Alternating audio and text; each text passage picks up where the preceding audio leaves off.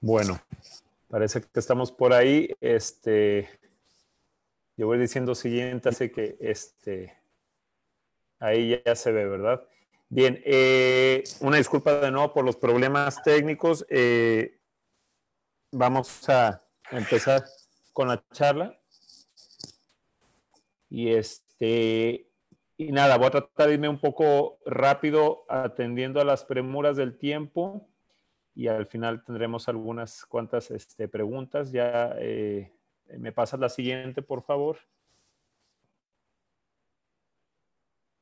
Muy bien, bueno, esto es la declaración de mis conflictos de interés, ¿verdad? Sabemos que todo lo que vamos a hablar es respecto un poco al medicamento, algunos casos clínicos. Esto no expresa la opinión de Novartis. El contenido incluye mucho de mi autoría y de igual manera, pues esta presentación no se permite ser grabada o compartida. Básicamente es eso, ¿verdad? Vamos a la siguiente, por favor. Bien. Siempre que hablamos de esclerosis múltiple, la pregunta que viene es, ¿cuáles son los objetivos del tratamiento? ¿Verdad? Tenemos los objetivos clínicos y los objetivos de los biomarcadores. Los objetivos clínicos básicamente es lo más importante, prevenir recaídas, maximizar la recuperación de nuestros pacientes de cada una de estas recaídas y evitar que haya una progresión o adquisición de discapacidad de nuestro paciente. Finalmente frenar esa progresión dependiente de recaídas o esa progresión que en muchos casos es independiente de estas recaídas. En cuanto a los objetivos de los biomarcadores, el más común de ellos o el más importante puede ser la resonancia magnética, ¿verdad? Donde lo que buscamos es prevenir que nuestro paciente tenga nuevas lesiones activas o captantes de contraste, que tenga nuevas lesiones T2, ¿verdad? Lesiones hiperintensas en T2 o FLAIR, o que tenga estas mismas lesiones que crezcan de tamaño. De igual manera, un nuevo concepto que ya se ha adquirido en los últimos años es la prevención de la atrofia cerebral, prevenir la pérdida de volumen cerebral.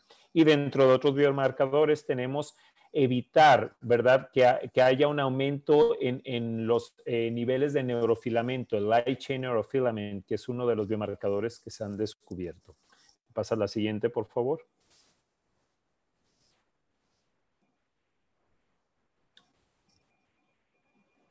La siguiente, por favor. Bien. Siempre nos preguntamos en qué momento utilizar los medicamentos de alta eficacia y antes la tendencia era hacerlo de una manera más conservadora, como vemos en este paper publicado por Daniel Ontaneda de Cleveland Clinic. Antes la tendencia era esta forma de terapia en escalamiento, ¿verdad? Empezar con una terapia de menor eficacia, subir a una de moderada y llegar hasta la de alta. La tendencia del highly effective o la terapia agresiva de inicio, ¿verdad? Es esa terapia donde desde un principio que identificamos al paciente candidato, se inicia con terapias de las consideradas agresivas en su forma de atacar a la condición o terapias de alta eficacia. ¿Y en qué nos basamos para justificar esto? Pásame la siguiente, por favor. Bien. La racional de este tratamiento se basa principalmente en lo siguiente, igual que hemos copiado del grupo de nuestros colegas de stroke, ¿verdad? Time is brain, y efectivamente en MS aplica exactamente lo mismo. La mayor neuroinflamación en el proceso de la esclerosis múltiple la vemos durante los primeros 5 años, ¿sí? El componente inflamatorio lo vemos de manera temprana. Por lo tanto, es donde más podemos hacer nosotros. Ya se ha identificado a través de varios estudios en pacientes con esclerosis múltiple que el inicio temprano de tratamiento previene la conversión del paciente del síndrome clínico aislado hacia esclerosis múltiple clínicamente definida. Y el que ya tiene esclerosis múltiple remitente recurrente, la prevención hacia la progresión hacia la fase secundaria progresiva. ¿Ok? Es importante y vemos esta tabla aquí abajo donde pueden ver en la gráfica en azul los pacientes que iniciaron la terapia agresiva de manera temprana, a menos de 2 años de que fueron diagnosticados, se inicia terapia de alta eficacia versus los que fueron en la línea roja que iniciaron de manera tardía hasta 4 años después de diagnosticados con las terapias de alta eficacia. y simplemente podemos ver cómo hay una mayor adquisición de discapacidad en comparativa, ¿verdad? Con estos pacientes que tardaron en iniciar terapia de alta eficacia, hay una mayor progresión de discapacidad, por lo tanto, la recomendación es clara en cuanto a que el inicio temprano con terapias altamente efectivas disminuye la posibilidad de esta progresión. Vamos para la siguiente, por favor. Bien. Cuando hablamos de terapia de alta eficacia, simplemente nos referimos a utilizar los medicamentos más efectivos de manera temprana. Siempre tenemos que balancear el riesgo versus beneficio, ¿verdad? El riesgo de estas terapias llamadas agresivas, ¿verdad? Que todas pueden tener algún efecto adverso como riesgo, pero poner en ese balance el riesgo de que nuestro paciente progrese en discapacidad y que tenga una enfermedad altamente agresiva. Tenemos que considerar, ¿verdad? Estas mismas terapias nos ofrecen la ventaja de atacar de manera temprana el proceso neuroinflamatorio de la condición, que ya lo vimos, es de manera más temprana, ¿verdad? Sí, puede haber un riesgo probablemente mayor que otras de las terapias de primera línea, pero es mayor el beneficio en frenar a la condición. Pásame la siguiente, por favor. Bien. Hablar de ofatumumab es hablar de un medicamento monoclonal, ¿verdad? Un anticuerpo monoclonal humanizado dirigido contra el antígeno CD20. Va dirigido contra uno de los epítopes que se comparte junto con otras moléculas anti-CD20, como podemos ver rituximab en los circulitos naranjas, ¿verdad? O con ocrelizumab. De igual manera con ublituximab, que sabemos que es un medicamento también utilizado para este tipo de condiciones, ¿verdad? Y hay un overlapping también en estos epítopes. Pero ofatumumab, al ser humanizado, ¿verdad? Simplemente se enfoca en estos que expresan, ¿verdad? El antígeno CD20 provoca una depresión de esta línea de células y por lo tanto, como consecuencia, disminuye el efecto que pueden causar estas células en el proceso inflamatorio de la esclerosis múltiple, que por ende nos va a disminuir la probabilidad de tener nuevas recaídas, la probabilidad de tener nuevas lesiones inflamatorias o que las que ya están crezcan de tamaño. ¿Ok? Siguiente, por favor. Bien.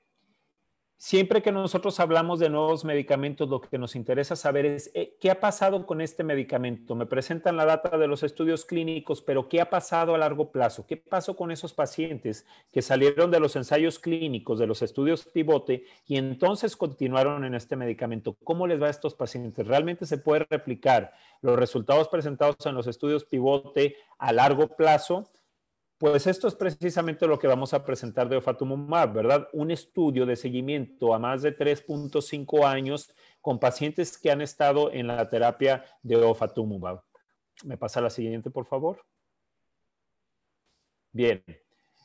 Básicamente, lo que se busca, ¿verdad?, es evaluar la data de seguridad y de tolerancia. Se evalúa el porcentaje de pacientes que tuvieron un efecto adverso, los que tuvieron efectos adversos serios o los que son efectos adversos catalogados entre escala 3 o 4.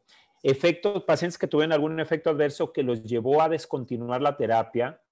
La tasa anualizada, ¿verdad? La tasa de incidencia por exposición ajustada por 100 pacientes año estimada para todos los efectos adversos. De igual manera se evaluaron parámetros de laboratorio. ¿Qué parámetros? ¿Cuántos de estos pacientes tuvieron una depresión en sus niveles de inmunoglobulina, sobre todo IgG e IgM? ¿Cuántos tuvieron modificación en los valores de estas inmunoglobulinas? Y que dicha modificación en su seguimiento, comparado con el baseline, tuvo alguna correlación con el riesgo de infecciones y sobre todo infecciones severas. Y cuando nos pasamos a esa evaluación de infecciones severas, ¿verdad? A mid de la época de COVID, pues cuántos de estos pacientes desarrollaron algún tipo de infección oportunista cuántos tuvieron COVID independientemente de la vacunación y cuál fue su desenlace. Y finalmente, algo que es importante con todos estos medicamentos de alta eficacia, la tasa de riesgo de desarrollar algún tipo de malignidad. Pásame la siguiente, por favor. Bien, cuando nos enfocamos, como todos sabemos en el mundo de la inmunología, ¿verdad? Hablar de los linfocitos B, de las células plasmáticas, es hablar de células que van a expresar o van a, entre sus funciones, a tener la producción de anticuerpos. Por eso es la importancia, ¿verdad? ¿Por qué? Vamos a evaluar cómo están esos anticuerpos en los pacientes, las inmunoglobulinas en pacientes que están en estas terapias anti-CD20, porque puede haber un riesgo de disminución a la larga después de que iniciamos estas terapias. Y lo que pudimos ver realmente, tenemos que recordar algo. Estos pacientes vienen de los estudios pivote, que son el estudio Asclepios 1 y 2, donde se comparó ofatumumab contra un medicamento ya disponible para esclerosis múltiple, que es el teriflunomide, donde podemos ver que en la línea roja se considera a los pacientes que estaban en el brazo de teriflunomide, en la línea azul los pacientes que desde un principio estaban en ofatumumab y que por ende, cuando se termina la fase del estudio clínico, se les ofrece a los pacientes entrar al estudio de extensión, ¿verdad? A litios, donde los pacientes que estaban en ofatumumab continuaban en ofatumumab, los que estaban en el medicamento comparador teriflunomide cambiaron a ofatumumab. Aquí lo interesante en la primera gráfica es ver que los niveles de inmunoglobulina, aunque tuvieron una pequeña depresión en la curva, ¿verdad? Permanecieron estables, sobre todo los que desde el principio estaban en ofatumumab. Los pacientes que estaban en un principio en teriflunomide bajaron esos niveles de IgG y después volvieron a aumentar una vez que empezaron en ofatumumab, ¿verdad? Básicamente se mantuvo estable casi en un 98% de los pacientes que estaban en ofatumumab. Entonces, cuando vemos la tabla para lo que concierne a los niveles de IgM, sí pudimos ver que hubo una caída en ese pico de los niveles de IgM para ambos grupos, pero que finalmente, ¿verdad? Lo más importante fue que los niveles, aunque disminuyeron de IgM para ambos grupos, incluso mantuvieron esta tendencia a la baja una vez cambiados a ofatumumab, nunca sobrepasaron los rangos en estas líneas verdes por debajo de 0.4, que son los rangos del límite normal bajo. Finalmente, lo más importante es que no existe una asociación entre la depresión o los niveles bajos, sobre todo de IgM de estos pacientes, con el riesgo de infecciones severas. Pásame a la siguiente, por favor. Bien, entonces cuando hablamos de la depresión de linfocitos, ¿verdad? Aunque vimos de inicio una caída transitoria de los linfocitos, sobre todo para ambos grupos a un principio, ¿verdad? En ofatumumab y teriflunomide, ¿verdad? Esos linfocitos, aunque tuvieron una caída, sobre todo para la semana 4, volvieron a mantener una estabilidad sin caer más allá de niveles normales bajos, ¿verdad? Cuando nos enfocamos al grupo o a lo que son los niveles de neutrófilos, mientras vimos una caída en esa curva del nivel de neutrófilos para teriflunomide, que después se recuperó cuando cambiaron al brazo en el switching period, al brazo de ofatumumab, para el grupo que desde un principio en ofatumumab estuvo en el mismo tratamiento y continuó en el mismo, básicamente vimos una estabilidad y no hubo cambios en los niveles de neutrófilos. Y finalmente, de igual manera, no hubo una correlación entre niveles bajos de linfocitos o neutrófilos con el riesgo de infecciones severas. Pásame el siguiente, por favor. Bien. Entonces, hablando de COVID, sabemos que este es el tema de moda, el tema de importancia, ¿verdad? Afortunadamente, aunque hubo, como era de esperarse, 245 casos hasta septiembre 25 del 2021 de 1,703 pacientes, prácticamente 91% de los casos fueron considerados de leve a moderados, Es decir, 90% fueron no severos. 98% de los pacientes se recuperaron. Solamente hubo 2 fatalidades, ¿verdad? Y de esas fatalidades cabe mencionar que 2 de esos pacientes no estaban vacunados y tenían además algún tipo de comorbilidad. Lo importante también es mencionar que 83% de los pacientes no requirieron de descontinuar el medicamento mientras estuvieron padeciendo la infección por COVID-19. Y no hubo pacientes que tuvieran reinfección por COVID hasta esta fecha. Pásame el siguiente, por favor. Bien. Hablábamos también del riesgo de malignidades con estos medicamentos, siempre nos preocupa, ¿verdad? Más porque con otros anti-CD20 también se ha hablado de este tema. Y básicamente lo que pudimos ver, ¿verdad? Comparado con la población general, el riesgo no era mayor.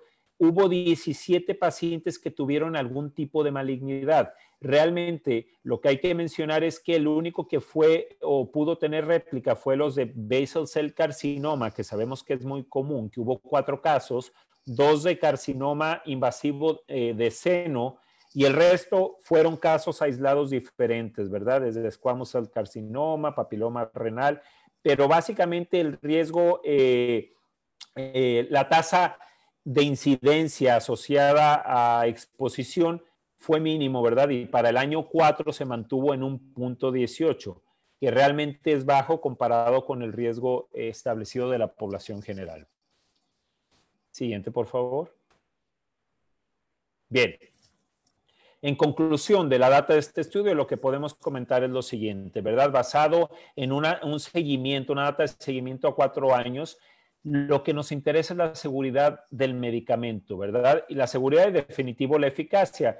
Lo que nos importa es la seguridad, la tasa de eventos adversos y de eventos adversos serios no hizo diferencia en comparación con los resultados del estudio fase 3 de las Asclepios 1 y 2.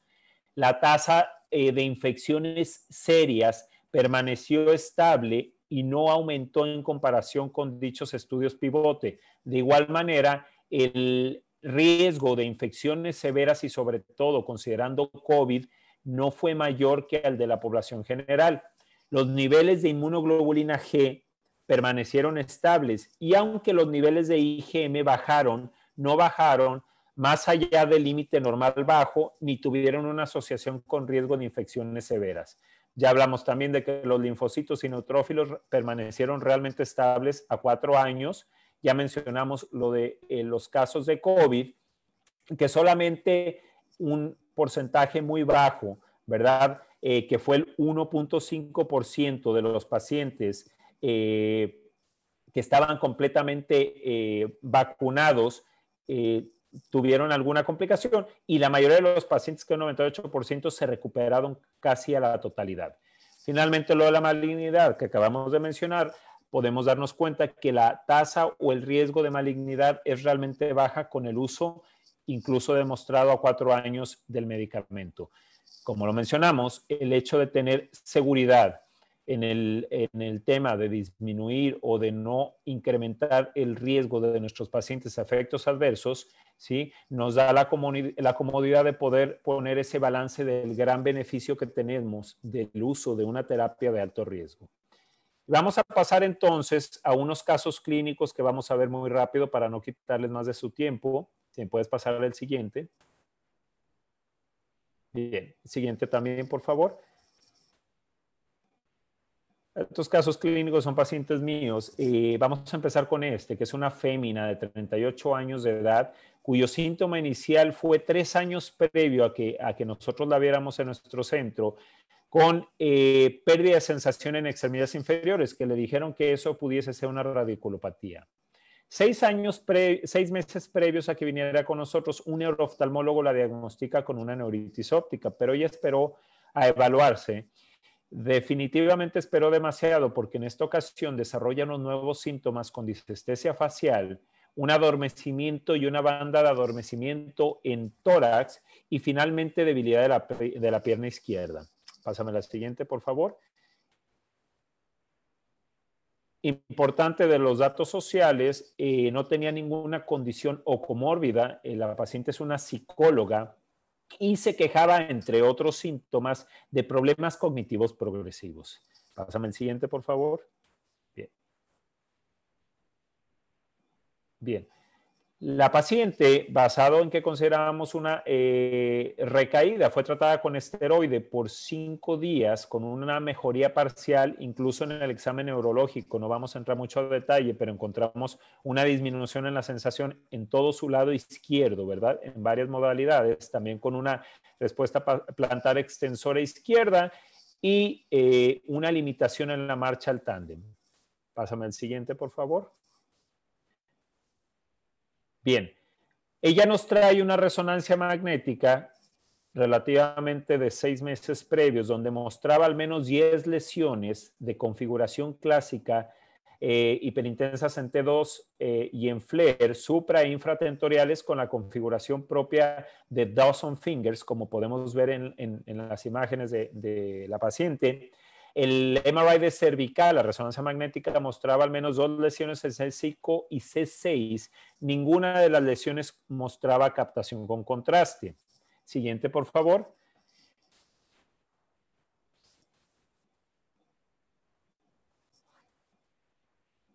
La paciente, junto con nosotros, tomamos la decisión y discutimos algunas terapias moduladoras, entre ellas los moduladores de receptores de esfingosina 1-fosfato. Se solicita todo el workup, todos los laboratorios para diferenciales, se le inicia manejo sintomático, terapia física ocupacional y se solicitan una nueva resonancia magnética, ya que esta era previa a los síntomas que mencionábamos y tenía más de 6 meses. Se la actualizamos, pasamos a la siguiente.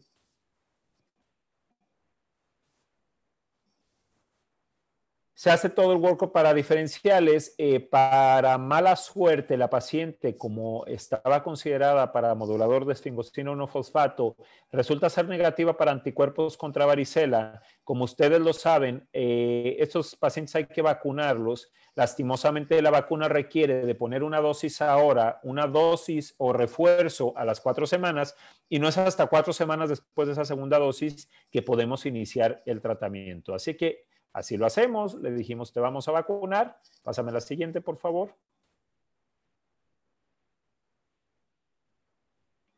Lastimosamente, la paciente desarrolla una nueva exacerbación con una neuritis óptica del ojo izquierdo y anormalidades sensoriales en su lado derecho. Todavía estamos pendientes a la resonancia magnética. Me pasa la siguiente, por favor. Cuando finalmente llega con esta resonancia magnética, donde en cerebro podemos ver al menos 4 lesiones captantes de contraste, de las cuales alcanzo a enseñar 2 en una de las imágenes. A nivel cervical, al menos 3 lesiones activas captando contraste, una de ellas aquí mostrada en la imagen, y a nivel torácico no mostramos ninguna lesión. O sea, alta actividad inflamatoria de la condición. Pásame la siguiente, por favor. Bien, obviamente al ver tanta inflamación en esta paciente, consideramos y discutimos terapias de alta eficacia. Se solicita todo el workup para laboratorios y se inicia la terapia física. Pásame a la siguiente. Se preguntarán, ¿verdad? Bueno, ¿por qué fuimos en directo a Kesimpta? Se consideraron terapias por infusión. Teníamos estas 3 opciones principales, ¿verdad? Natalizumab, ocrelizumab, Kesimpta. Cabe mencionar que la paciente vive en una isla pequeña cercana aquí a Puerto Rico, ¿verdad? Y la logística se le complicaba mucho en cuanto a lo de infusiones. La mejor opción para ella definitivo era Kesimpta. Se inicia 20 miligramos subcutáneos cada 4 semanas. Inicialmente ella se queja las primeras 3 semanas de síntomas pseudogripales, pero remitieron y a 1 año de seguimiento esta paciente ha permanecido estable con una adecuada tolerancia. En los laboratorios de seguimiento, tanto la química sanguínea, las pruebas de función hepática, la biometría hemática y las inmunoglobulinas AG, M y E se encuentran dentro de rangos normales, ¿verdad? En cuanto a los subclínicos, el MRI se encuentra estable, no hay nuevas lesiones y clínicamente ella no ha mostrado incremento en su escala de EDSS. Siguiente, por favor. Bien, vamos para otro caso. Esta paciente es otra fémina de 47 años de edad, cuyo síntoma inicial empieza en 2014 con un adormecimiento de las manos y debilidad de su lado izquierdo que dura una semana. Pásame a la siguiente, por favor. De historial médico no padece ninguna condición médica. Otros síntomas, también se queja de problemas cognitivos, pero lo más significativo para ella era un dolor neuropático. Siguiente, por favor. Ella nos trae su resonancia magnética, donde cumple todos los criterios, como podemos ver ahí las lesiones periventriculares. También tenemos esta distribución clásica de algunos Dawson Fingers por ahí, ¿verdad? Siguiente. Y cabe mencionar que la paciente ya llegó con nosotros tratada en Copaxone, 40 miligramos 3 veces a la semana, ¿verdad? La paciente estaba teniendo relativamente buena tolerancia. Por lo tanto, al no tener ninguna complicación, no eran ni 6 meses en el tratamiento, decidimos continuar en este tratamiento. Siguiente, por favor. Ella permanece relativamente estable, ¿verdad? Siguiente.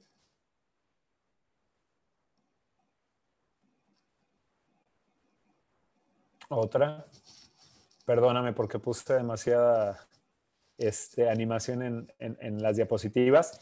Bueno, mencionaba que ella había permanecido estable hasta 2018, hasta que llega con nosotros de nuevo a la oficina y se empieza a quejar, ¿verdad?, de que estaba teniendo un adormecimiento, unos hormigueos en las piernas, un adormecimiento y hormigueo también en las manos, de manera obviamente bilateral, ¿verdad? Y cierta debilidad que no tenía ella previamente. Siguiente. Bueno, ya les puedo mostrar la imagen por ahí, ¿verdad? Que se hace el MRI de cordón, donde podemos ver 2 nuevas lesiones que no estaban presentes. Pásame la siguiente. Basado en esto, decidimos que era momento de hacer cambio de medicamento a algo de segunda línea, ¿verdad? Por lo tanto, la iniciamos en dimetilfumarato, 240 miligramos 2 veces al día. Siguiente, por favor. También se le inicia manejo sintomático con Cymbalta para el dolor neuropático con una relativamente buena respuesta. Siguiente, por favor. Otra. Una más, por favor. Bien. La paciente realmente toleraba el medicamento, le daba un flushing ocasional, pero ¿qué pasa? Siguiente, por favor.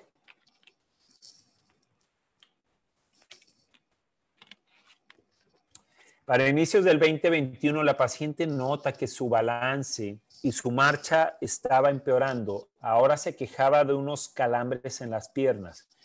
Siguiente, por favor. Obviamente actualizamos MRI, resonancia magnética de cerebro, cordón o médula espinal cervical y torácica, donde al menos encontramos 4 nuevas lesiones, una de ellas a nivel torácico, ¿verdad? Que podemos ver aquí en la imagen. Siguiente, por favor. Por lo tanto, decidimos que era momento de hacer algo diferente y solicitamos todo el workup para medicamentos de alta eficacia. Siguiente, que incluía sus niveles de inmunoglobulinas A, G, M, E. Siguiente, por favor.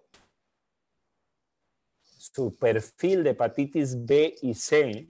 Siguiente, por favor. Obviamente una biometría hemática, una química sanguínea que incluya panel de función hepática. Y siguiente, por favor, los anticuerpos contra varicela zoster para estar seguro que estuviera protegida la paciente. Siguiente, por favor. Una vez que llegaron los resultados, iniciamos a la paciente en Quesinta. A las 4 semanas, es una paciente un poco ansiosa, me llama quejándose de que tenía síntomas pseudogripales y que quería descontinuar el medicamento. La tranquilizamos, nosotros hablamos con ella y le dijimos que pudiéramos manejar esto con antiinflamatorios no esteroideos previos al medicamento. Siguiente, por favor. La paciente estuvo de acuerdo, se los administra. 4 meses después, la paciente dice que tolera bien el medicamento, no ha habido un empeoramiento clínico y solamente está pendiente ver su resonancia de seguimiento, pero al menos en clínica y en tolerancia la paciente ha estado estable. Siguiente, por favor. Bien, vamos con otro caso clínico, otra paciente fémina también de 47 años de edad. Su historial es este. Ella inicia 2 años previo a venir con nosotros con una parálisis facial llamada periférica, pero también con adormecimiento facial. Se hace una resonancia magnética que sugiere esclerosis múltiple, pero decía el médico que la vio que no cumple criterios diagnósticos. Un año después se repite esta resonancia magnética donde muestra nuevas lesiones, unas de ellas captando contraste. Se hace una punción lumbar interesante, positiva, porque tenía 12 bandas oligoclonales, pero de las cuales había 6 presentes en suero, ¿verdad? Estaba incrementada la tasa de síntesis de IgG y el índice de IgG. Siguiente, por favor. Bien. De historial médico, esto es interesante. La paciente tiene diabetes, hipertensión, artritis, uveitis, osteopenia, hiperlipidemia y cataratas. Ella es enfermera y entre otros síntomas se queja también de problemas cognitivos, fatiga y temblor, ¿verdad? Importante los problemas oculares, por lo que vamos a mencionar. Vamos a la siguiente. Este es su examen neurológico, ¿verdad? En una escala de discapacidad 2.5. Le hicimos una optical coherence tomography, una tomografía de coherencia óptica, donde encontramos edema de mácula bilateral. Por lo tanto, un grupo de medicamentos estaban descartados como opción en ella. Siguiente, por favor, que son los moduladores de esfingosina 1-fosfato, ¿verdad? Bien. Casualmente la paciente ya llegó con nosotros en tratamiento, ¿verdad? Tenía más de 10 meses en peginterferón beta 1A. Lo interesante es que lo toleraba relativamente bien, ocasionalmente enrojecimiento en el área de la inyección, pero la paciente decía y había tenido una exacerbación en el mes 8 del uso del medicamento y notaba que estaba empeorando claramente su balance y su caminar, por lo tanto, consideramos que era adecuado discutir otras terapias de alta eficacia, ¿verdad? Algunas de moderada a alta, ¿verdad? Como es Auvallo y Vumerity, discutimos también Kesimpta. Solicitamos nuevas resonancias magnéticas y también electroforesis de proteína urinarias y séricas por los hallazgos que encontramos en la punción lumbar que ya les mencionaba. Siguiente, por favor. Siguiente, por favor. Interesantemente, con todos estos laboratorios, una más, por favor, encontramos y se confirmó, gracias también al apoyo de hematología oncología, el diagnóstico de MGUS, ¿verdad? Una gamopatía monoclonal asociada a proteína M, ¿verdad? Se hizo un test neuropsicológico donde se encuentran los dominios principalmente de atención, problema de disfunción ejecutiva, depresión y problemas de ansiedad. ¿Verdad? Siguiente, por favor, que sabemos que son muy comunes en los pacientes con esclerosis múltiple. Se inicia el tratamiento con Prozac, con Zoloft. Siguiente, por favor. Y se solicitan todos los laboratorios, ¿verdad? Para diferenciales y para posibles medicamentos para iniciar, que básicamente todos estuvieron dentro de rangos normales. Siguiente, por favor, salvo las proteínas, la electroforesis de proteínas en orina, donde se encuentra el pico M elevado. Y ya comentábamos que se confirma el diagnóstico de MGUS. Y aquí vemos la resonancia magnética de nuestra paciente. Siguiente, por favor. La paciente fue iniciada en Kesimpta. Vamos para la siguiente, por favor. Siguiente.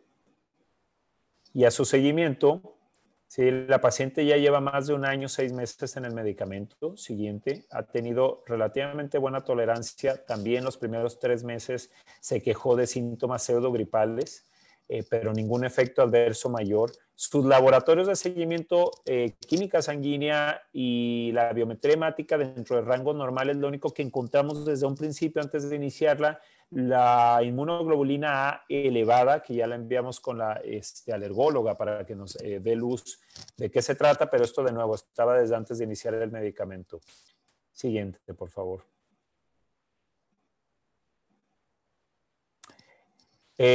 Una cuestión interesante, que no todos los pacientes lo reportan, pero ella lo reporta, lo único que sí encuentra la paciente es que siente esta sensación de que se le acaba el efecto ¿verdad? Del medicamento, y es un efecto subjetivo, porque es simplemente que ella siente que ya necesita la próxima dosis a las 3 semanas, sabiendo que le toca a las 4 semanas, a las 3 semanas ella siente que ya necesita su siguiente inyección.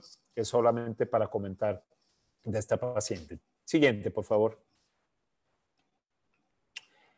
Bueno, como conclusión podemos comentar lo siguiente. Pásame la siguiente, por favor, si quieres, tírame todas las que vienen, que son como 4 o 5. Podemos considerar ofatumumab como una adecuada terapia de primera o de segunda línea. Es un medicamento de alta eficacia. Lo único que necesitamos de laboratorios previo a iniciar el medicamento es CBC, ¿verdad? Una biometría hemática, química sanguínea, perfil de hepatitis B y las inmunoglobulinas. Ya nos dimos cuenta, basados en la data a largo plazo, ¿verdad? Nos podemos basar en Asclepios 1 y 2 para la data de eficacia, pero sí en la data de seguimiento en alicios, ¿verdad? A largo plazo, por casi 4 años, la seguridad, que es consistente con los estudios pivote en el tema del riesgo de efectos adversos, ¿verdad? Los cuales son menores en la mayoría de los casos, y en esta época todavía presente de la pandemia del COVID, vimos que en general los casos no tenían complicaciones mayores y la mayoría recuperaban bien, ¿verdad? Así de que básicamente esto sería todo de mi parte. Yo no sé si tienen alguna pregunta, y de nuevo una disculpa por los problemas técnicos que encontramos.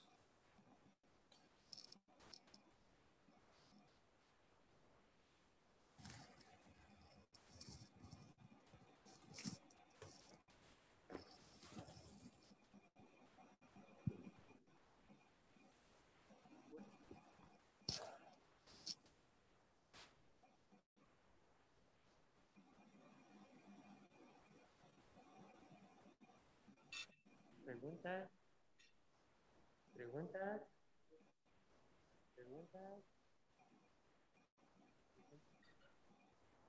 preguntas, preguntas.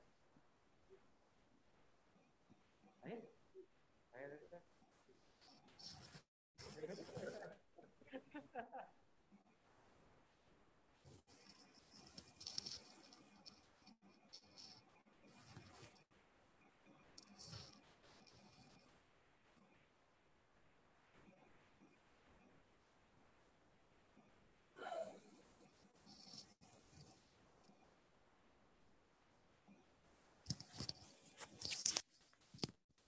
Buenas noches, doctor.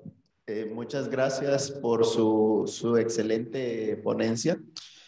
Es realmente para nosotros un placer tenerlo formando parte de los ponentes para nuestro congreso. Tenemos una duda en cuanto al medicamento. ¿Cuánto sería o cuál sería el perfil que nosotros tendríamos que evaluar antes de incluir a un paciente en Kesimpta? Porque usted mencionaba que se hizo el workup para para valorar una terapia de alta eficacia. Entonces se mandan un montón de exámenes para muchas otras terapias, ¿verdad? Y vemos cuál se le ajusta más. Pero digamos nosotros en nuestro país, que a veces no tenemos acceso a todas las pruebas previas, ¿cuáles son las pruebas indispensables a enviar en un paciente que vamos a iniciar con Kesimpta? Muchas gracias por los comentarios, y efectivamente es una muy buena pregunta, ¿verdad?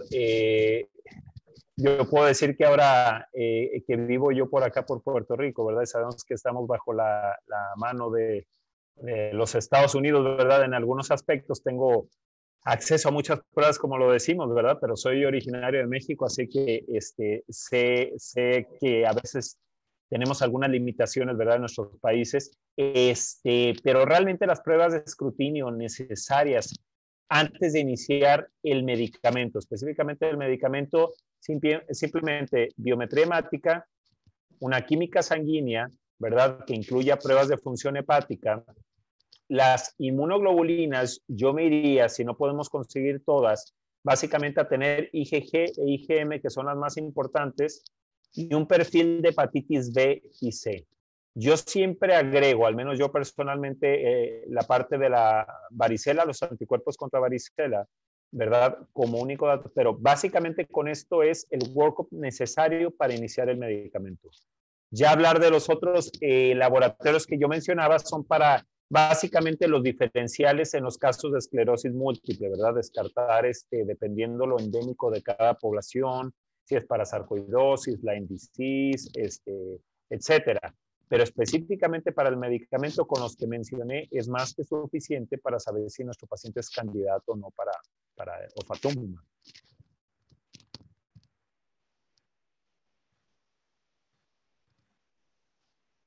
Espero haber respondido a la pregunta.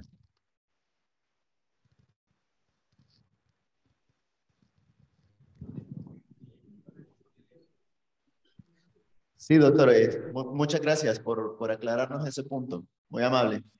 No, de nada. Doctor, muchas gracias por su presentación. Una pregunta, doctor. En un modelo de enfermedad con tanta oferta terapéutica, ¿existe algún nicho que sería como muy particular, donde esta molécula podría ser como de primera elección? Y si tiene alguna experiencia sobre hacer un switch de cualquier otra de las terapias de alta eficacia hacia esta nueva molécula. Sí. Definitivo esta pregunta es muy buena, ¿verdad? En cuanto a la situación que enfrentamos en este momento, ¿verdad? Los subespecialistas en esclerosis múltiple es buena y mala, ¿verdad? Yo siempre le digo a los pacientes, es excelente tener un armamentario cada vez más grande y vienen más en el camino, ¿verdad? Tenemos más de 21 terapias disponibles en este momento nosotros, pero también nos obliga a conocer todos los efectos adversos de estos medicamentos. Yo en el nicho, como lo mencionaba, esta es una terapia de alta eficacia, yo lo he utilizado tanto en switch como de primera línea. Casos específicamente, ¿verdad? Puedo hablar de casos que son altamente agresivos, altamente inflamatorios, que de inicio sé que tienen alguno de los marcadores llamados red flags, ¿verdad? Estas banderas rojas, puede ser una de mis terapias que utilice, como utilizaría natalizumab, como utilizaría ocrelizumab. Respecto a la parte del switch, básicamente he tenido la experiencia de switch en varias de las terapias que están disponibles y sí de algunas de alta eficacia. He tenido algún caso que he cambiado de natalizumab, tal vez por cuestiones de la positividad del virus JC, que hasta ahora tocamos madera, ¿verdad? No tenemos ningún caso con ofatumumab. En otros casos, por cuestiones de pensar en un mecanismo de acción diferente para el paciente que no me está respondiendo, me está fallando, ¿verdad? Que es muy raro a natalizumab. De igual manera, he tenido casos de switch de ocrelizumab hacia este medicamento. Se preguntaran, pero si es el mismo mecanismo de acción, en ocasiones es por la facilidad que le confiere al paciente, porque el paciente está harto de la infusión, porque el paciente está teniendo reacciones alérgicas a la infusión, ¿verdad? Y ese paciente que está respondiendo bien clínicamente, pero por cuestión de efectos adversos, tendría que descontinuarlo de un anti-CD20. Entonces, considero como una opción y hasta ahora les ha ido bien a mis pacientes. Sabemos que hay de todo, ¿verdad? Les puede ir de todas maneras, pero esto es hasta ahora mi experiencia con el medicamento.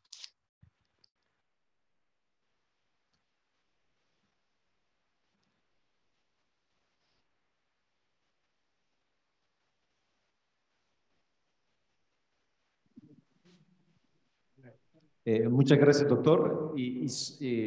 Solo una pregunta más. ¿Alguna experiencia con volumetría en los pacientes que han estado bajo esta terapia? Sí.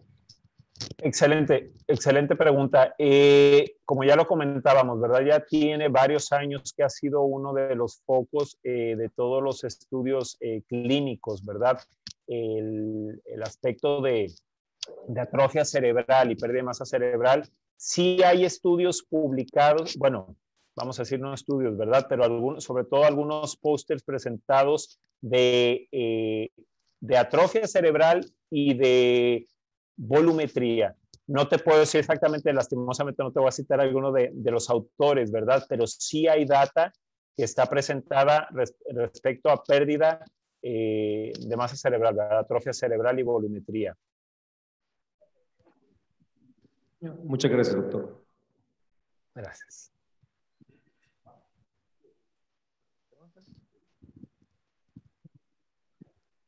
Bueno, doctor, al momento ya no hay más preguntas del Pleno.